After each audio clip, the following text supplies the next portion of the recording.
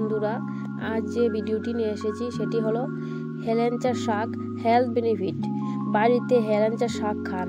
এই শাক খেলে শরীরে কেমন প্রভাব পড়ে জানলে অবাক হবেন। অনেকের কাছে হেলেঞ্চা বা হিঞ্চা শাক খুবই পরিচিত, কিন্তু অনেকেই জানেন না এই শাক খেলে কি হয়। আমাদের চারপাশে এমন অনেক প্রাকৃতিক উপাদান আছে যেগুলির কার্যকারিতা সম্বন্ধে আমরা ওয়াদিবহাল নই। যেমন ধরা যাক হেলেঞ্চা বা হিঞ্চা শাক, এই শাকের উপকারিতা সম্পর্কে আমাদের কিছুই অজানা। দেখে নেওয়া যাক হিঞ্চা শাক আমাদের কি কি উপকারে লাগতে পারে। এই শাক একটি ভেষজ উদ্ভিদ যা জলে জন্মায়। এই উদ্ভিদকে শাক হিসাবেও খাওয়া হয়ে থাকে। এই শাককে অনেকে হিঞ্চে বা হিমোলচিকা বলে ডাকে। হেলেঞ্চা শাক 30 থেকে 60 সেন্টিমিটার পর্যন্ত লম্বা হয়। এই গাছের পাতায় দৈর্ঘ্য 2 থেকে 7 সেন্টিমিটার পর্যন্ত হয়। গাছের শীতের প্রথমেই ফুল ফুটে আর ফুলের রং সাদা। হিঞ্চা শাকের বহু উপকারিতার মধ্যে বিশেষ উল্লেখযোগ্যগুলি হলো: 1 নম্বর, ত্বকের বিভিন্ন সমস্যা প্রতিরোধ। শীত এবং বর্ষাকালে দুটি রোগ মানুষের খুবই কষ্টদায়ক।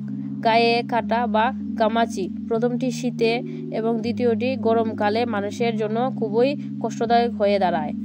হেলেঞ্চা শাকের 3-4 চামচ রস সকালে একবার করে খেলে উপকার পাওয়া যায়।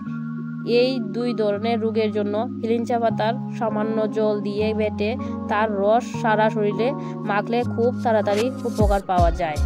নাম্বার 2, বসন্ত রোগের প্রতিষেধক হিসাবে। শরীরে 2-1টি গুটি দেখা দেওয়া মাত্রই হঠাৎ রোগের প্রথম অবস্থায় শ্বেতচন্দন গুঁড়ো 1.5 থেকে 2 গ্রাম এবং হিঞ্চা শাকের রস আধা কাপ এ দুটো ভালোভাবে মিশিয়ে খেলে দ্রুত উপকার পাওয়া যায়। নাম্বার 3, লিভারের সমস্যা মেটাতে। লিভার দুর্বল হলে শরীরে নানা ধরনের রোগ দেখা দেয়।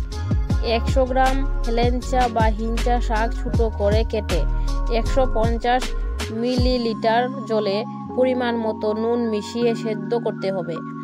জল ফুটে 1 কাপ পরিমাণ হলে পাত্রটি আঁচ থেকে নামিয়ে ফেলতে হবে। ঠান্ডা হলে ভাত খাবার আগে 4-6 ফোঁটা সরষের তেল মিশিয়ে খেলে লিভার সবল হয়। নাম্বার 4, কোমরের যন্ত্রণা উপশমে। কোমরের ঠিক নিচে ব্যথা বা যন্ত্রণা, পায়ের পেশিতে রাত্রে দিকে টান ধরে, এসব ক্ষেত্রে 3 চামচ হিঞ্চা শাকের রস হালকা গরম করে সকালের দিকে খালি পেটে খেলে ভালো হয়ে যায়।